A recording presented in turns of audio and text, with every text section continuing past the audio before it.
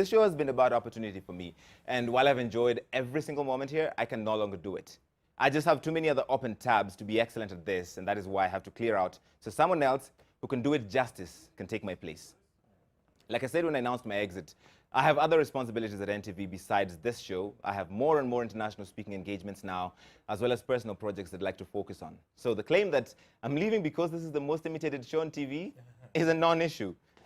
Thanks to you and my amazing team, we have built the biggest, the highest grossing show on TV. The Trend makes more money than anything else on any channel. And we're grateful to our sponsors and advertisers and our guests for that.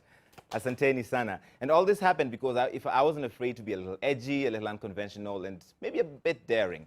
I hope you too have the courage to follow your dreams and that they're as rewarding as mine have been. For the millennials who watch this show, a word, guys. It bothers me that so many of you consider fame, popularity, or instant gratification to be the ultimate measures of success. They're not.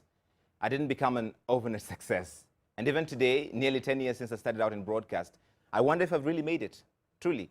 You see my present right now, but you don't know about those years when I was paying my dues as a trainee business reporter at KTN and getting paid peanuts.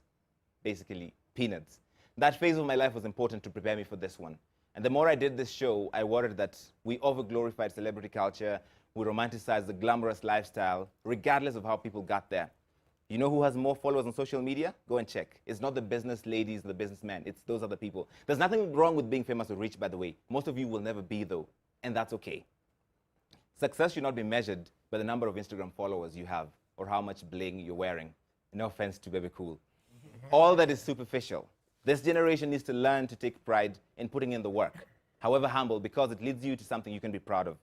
Don't look up to the seemingly wealthy people whose sources of income are either questionable, you can't quite tell. What do they do? Why are they so rich? Instead, admire those impacting our communities. Support those working on their craft. Go to their shows, buy their albums or paintings or the t-shirts, share the promotional material on social media, and don't ask for complimentaries. When Savara is doing something, go out there and support him. How do you think they pay their rent, by the way? Using exposure? Come on. I have received a lot of love on this show, but also there was some hate. Let's be honest. I'll tell you the truth. Anyone who's working on their dream has no time to hate on someone else's dream because you know how hard it is. If you're always negative on social media, why don't you try building something yourself? Become vulnerable. Put your work out there and see how people react to it. Ignore the haters, by the way. Tune out the negative energy and gravitate towards those that support you. Those are your people. That is your tribe. Don't worry about those trying to bring you down. They have their demons. Shidayao. Wish them well and hope that they too can also find something to be passionate about someday, to have that fire in their belly. So, go ye out and kick ass. This show has been a blessing to me, an honor to host, and a privilege to be a part of. I hope you all find spaces you can influence fearlessly. That's it. Oh, man. You can't get deeper than that, man. You can't get deeper than that. All right. Group. Come on. I have to take a break.